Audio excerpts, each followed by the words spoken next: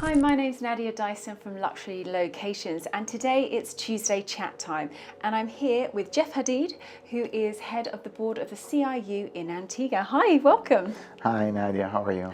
Thank you. Good. So can you tell me about your role in the CIU? Okay, so my role is specifically the chairman of the board of directors for the Citizenship by Investment program. So many of the local government entities have a board sitting over some of these departments, or these many are statutory corporations. So there is a board that sits between the minister, who happens to be the prime minister, and the management team of the CIU, and that's where we are.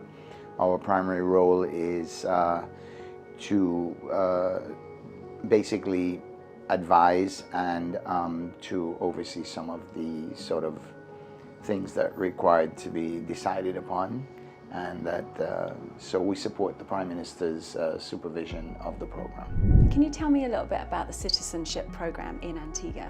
Yeah, so basically Antigua started its Citizenship by Investment program in 2013. There was about a 2-year period prior to that where a lot of work was done on the development of the legislation, but the program was actually launched in 2013. And in fact, actually, the first meetings about Citizenship by Investment were held here in Jolly Harbor, actually.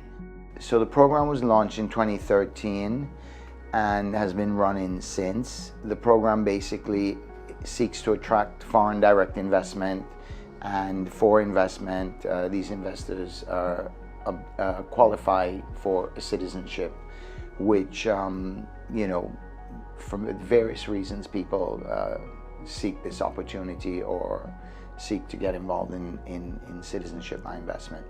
There are principally 4 pathways by which you can qualify under the program.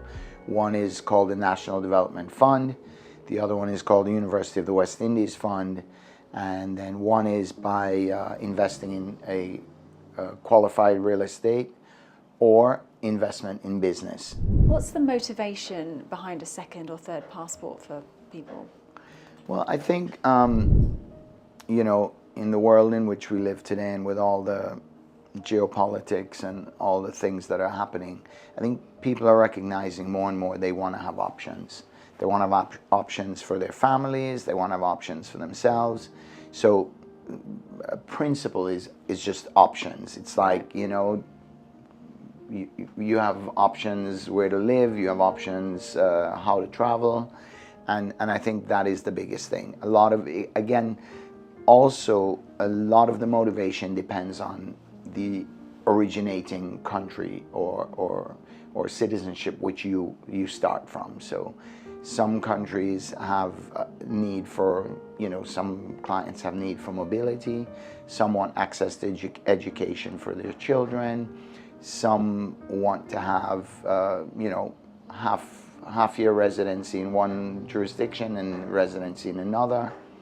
Some want to just, as I said, just a plan B, just an option. They, you know, they have this second citizenship and they just put it in their safe or whatever, and they never really use it until one day they might want to use it.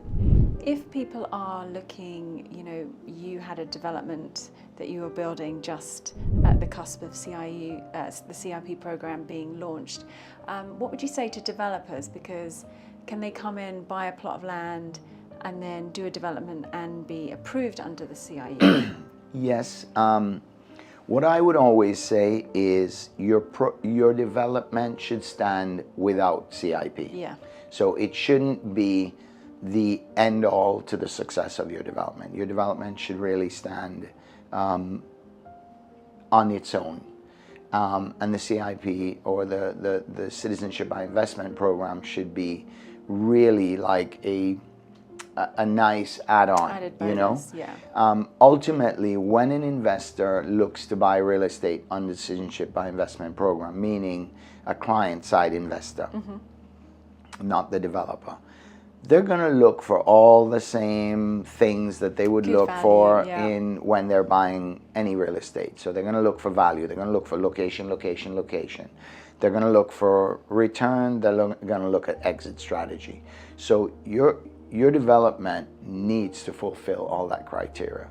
The fact that they will qualify for citizenship does not negate those criteria, or it does not discount those criteria that a regular, property buyer would look for. And I think a lot of people fail to recognize that, or put the value or the emphasis on that is very important, notwithstanding. I like to ask, what do you like doing when you're not working in Antigua? Because I think it gives the viewers a nice insight into living in Antigua and Barbuda.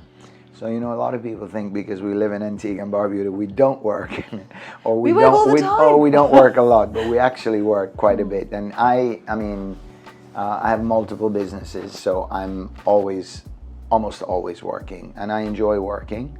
When I'm not working, so I'm a cyclist, I really enjoy my cycling. Other than that, I would say my best pastime would be, boating, or just long lunches with friends at a very nice restaurant, or, so that's kind of my thing is,